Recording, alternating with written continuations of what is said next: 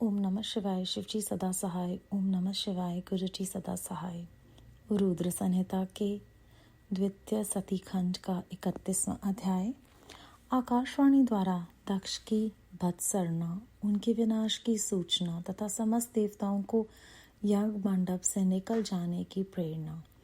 ब्रह्मा जी कहते हैं, मुनीश्वर, इसी बीच में वहां दक्ष तथा देवता आदि के सुनते हुए भी आकाशवाणी ने ये यथार्थ बात कही, रे दुराचारी दक्ष, ओ दंभाचरण परायण महामूढ़, यह तूने कैसा अनर्थकारी कर्म कर डाला।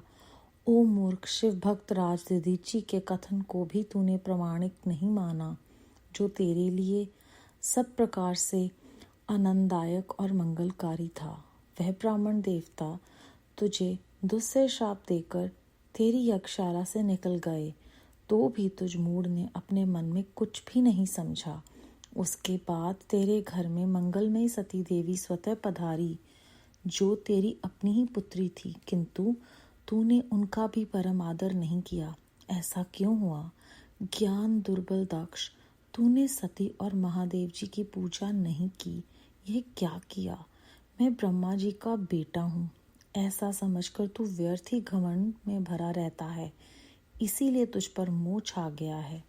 वे सती देवी ही सत्पुरुषों की आराध्य देवी हैं, अथवा सदा आराधना करने के योग्य हैं। वे समस्त पुण्यों का फल देने वाली, तीनों लोगों की माता, कल्याण स्वरूपा और भगवान शिव के आधे अंग में निवास करने वाली हैं।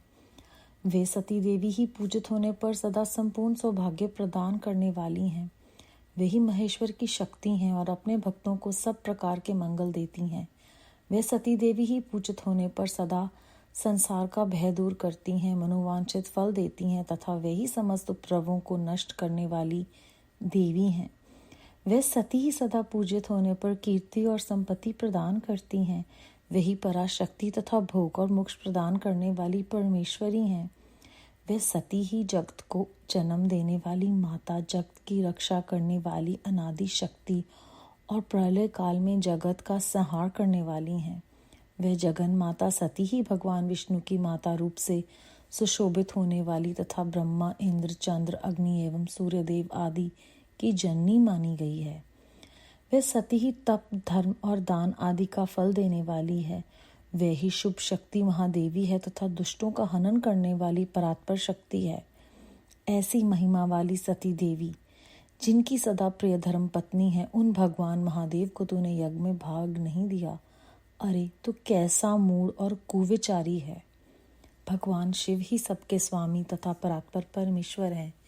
वे समस्त देवताओं के सम्यक सेव्य हैं और सबका कल्याण करने वाले हैं।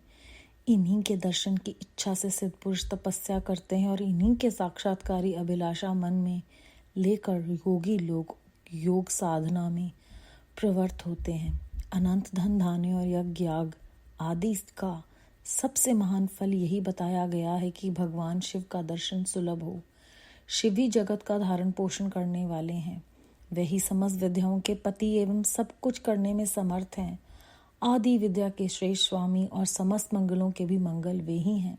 दुष्ट दक्ष, तूने उनकी शक्ति का आज सत्कार नहीं किया, इसीलिए इस यज्ञ का विनाश हो जाएगा।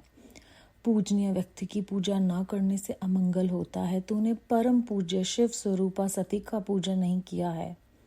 शेषनाग अपने सहस्र मस्तकों से प्रतिदिन प्रसन्नता पूर्वक जिसके चरणों की रज धारण करते हैं, उन्हीं भगवान शिव की शक्ति सती देवी थी, जिनके चरण कमलों का निरंतर ध्यान और सादर पूजन करने से ब्रह्मा जी ब्रह्मत्व को प्राप्त हुए हैं।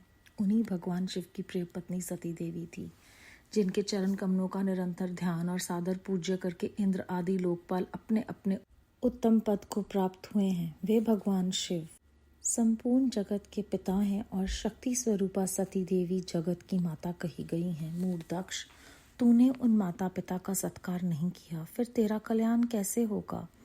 तुझ पर दुर्भाग्य का आक्रमण हो गया और विपत्तियां टूट पड़ी, क्योंकि तूने उन भगवानी सती और भगवान शंकर की भक्ति भाव से आराधना नहीं की। कल्याणकारी शंभु का पूजन न करके भी मैं कल्याण का भागी हो सकता हूँ, यह तेरा कैसा गर्व है। वह दुर्वार गर्व आज नष्ट हो जाएगा। इन देवताओं में से कौन ऐसा है जो सर्वेश्वर शिव से विमुख होकर तेरी सहायता करेगा। मुझे तो ऐसा कोई देवता नहीं दिखाई देता। यदि देवता इस समय तेरी सहायता करेंगे तो जलती आग से खेलने वाले पतंगों के समान नष्ट हो जाएंगे।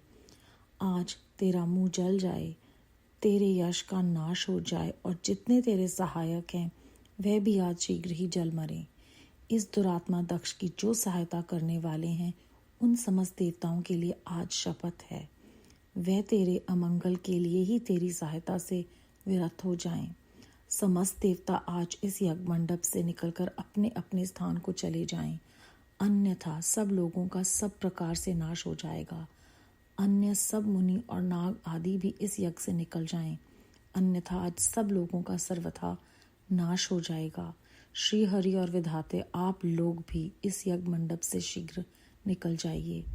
ब्रह्मा जी कहते हैं, नारद संपूर्ण यज्ञशाला में बैठे हुए लोगों से ऐसा कहकर सबका कल्याण करने वाली वह आकाशवाणी मौन हो गई। अध्याय 31 समाप्त। इस अध्याय में हमने जाना कि व्यर्थ जो भी घमंड में भरा रहता है और जिस पर माया का मोह छाप जाता है वो कुविचारी होकर, मूढ़ होकर गलत काम करता है। सती देवी और शिव जी महाराज जो पूरी सृष्टि के चालक और जिसका पालन पोषण करने वाले हैं, उन्हीं को भूलकर दक्ष ने एक यज्ञ करने का प्रयास किया। और इस अध्याय से हमें ये प्रेरणा मिलती है कि अगर एक यज्ञ उनके आशीर्वाद के बिना पूरा नहीं हो सकता तो हमारा जीवन तो निश्चय ही अंधकार में है।